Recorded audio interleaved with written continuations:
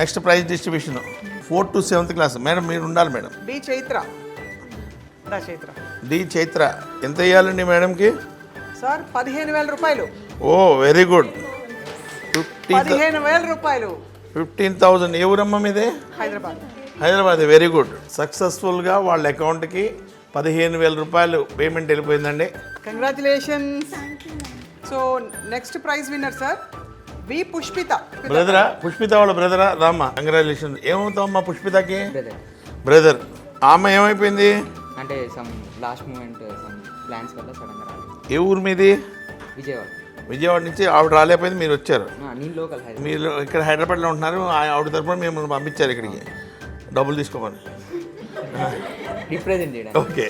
ఎంతండి? 9,000 రూపాయలు sir. Very good.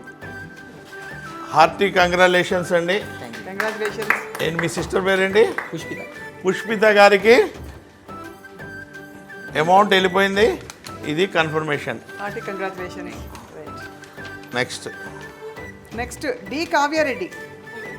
D Kavya Reddy garu. Yes D Kavya Reddy. Divya Kavya Reddy గారు.